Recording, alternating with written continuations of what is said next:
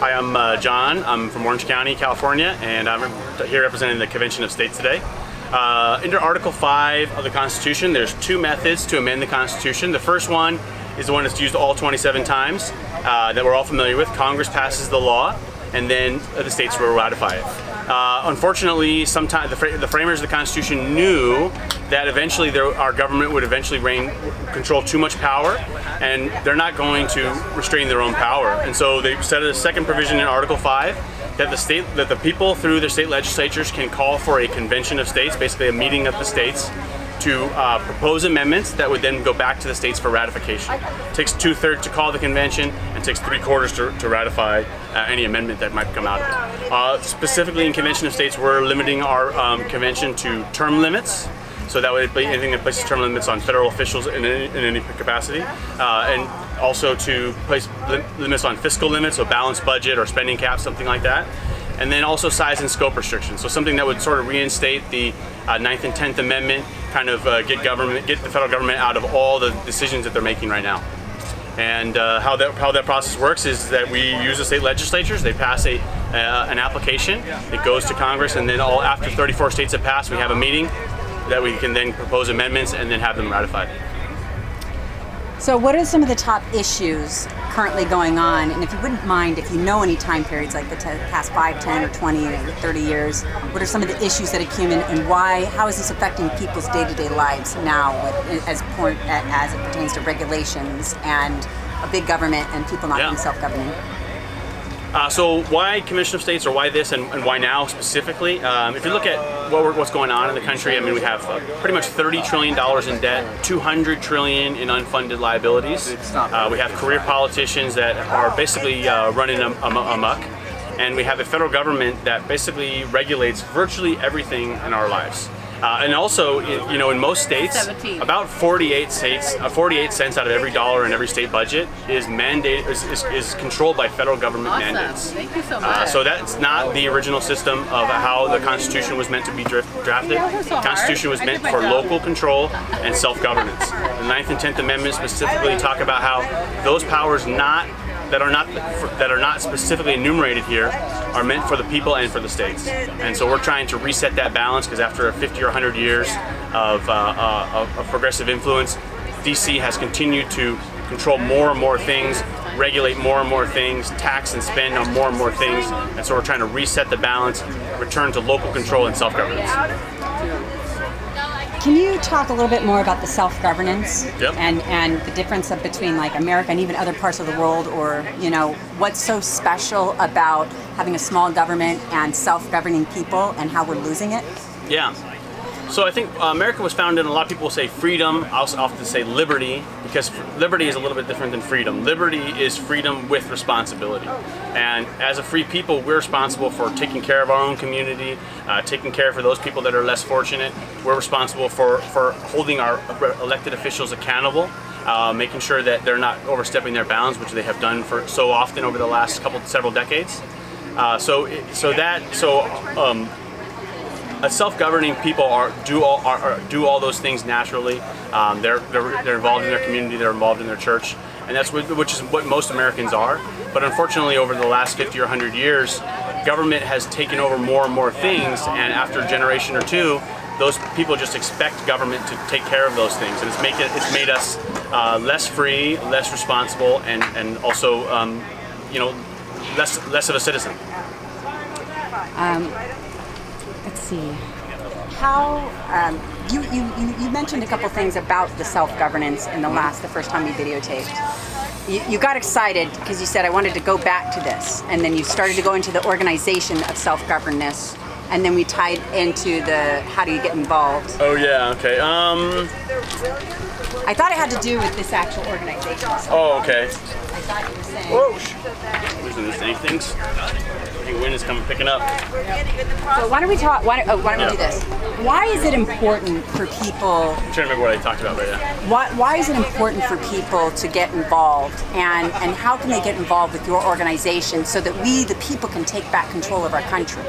Yeah, so I think that one of the fundamental things about Convention of States and broadly self-governance is the question is it's a two-word question: who decides? And in the Constitution, there's the first three words that all people are familiar with. We the people decide. It's our government. The people that are in elected office are our employees. They work for us, and so that's part of the way that we have to reinstore that self-governance is reimposing that check and reminding these people that they are our employees, they work for us, and this government is of the people, by the people, and for the people. And so we are a country founded on self-governance, and we rely on that self-governance. And so, but we've lost that over the last several decades by allowing government, by outsourcing our civic engagement to politicians, and allowing government to take more and more power. And so we're trying, as Convention of States, we're trying to reset that and push things back to responsible individuals in our communities.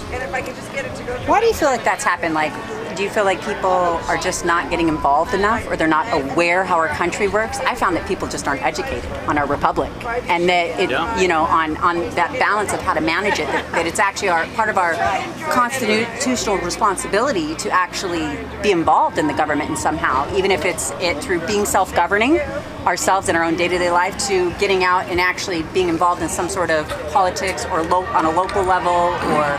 Yeah. So how do you feel like it's changed between Americans getting involved?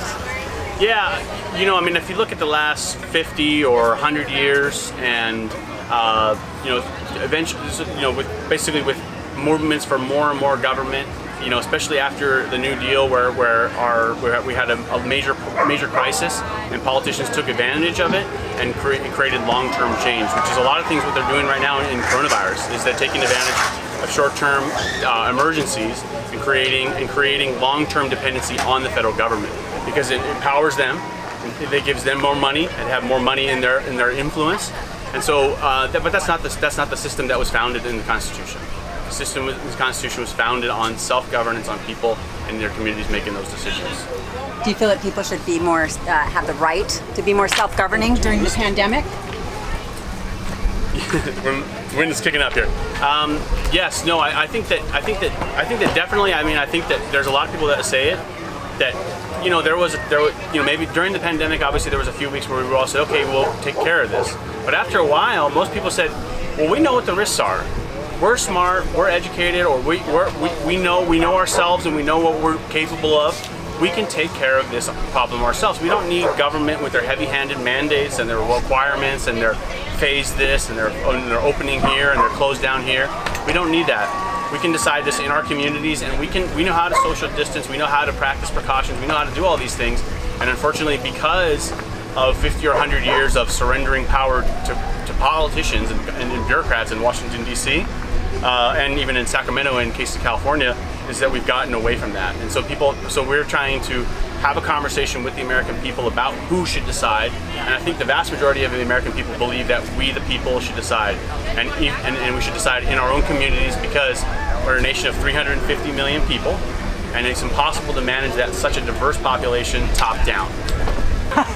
Well, I would say when it comes to freedom of the press, last year I read Mark Levin's on freedom of the press, where he talks about the original purpose of freedom of the press was, and there was largely a patriot press focused on Americans and what they're going on in their community, and how individuals are fighting for freedom, for liberty, and those things like that. And now I don't know what has caused it, but now we have an American press that's now we have an American press that's largely hostile to the founding vision of Americans, the founding vision of freedom of press, which is the American vision of that we the people decide. And so now partly because they're almost all the centers of influence in media are in Los Angeles, DC, and New York, and they have no idea what happens in the other vast majority of the country. And so they think that their window into the world is how everybody should operate, and that's just not how this is supposed to work. So they're supposed to promote America, American values, to explain to us what's going on in the country, not probably try to propaganda us or influence us in any way. So how can people get involved with your organization and maybe say something to promote them to get involved?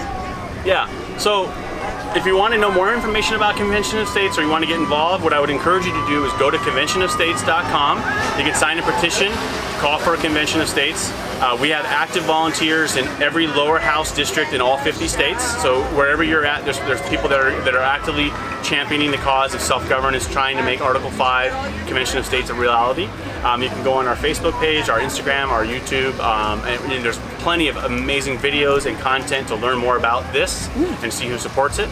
But I would definitely encourage you to go to conventionofstates.com, sign the petition, and if you want to volunteer, volunteer. Anything else you want to say? Thank you very much for your time. This was great. Oh, that was good. Yeah.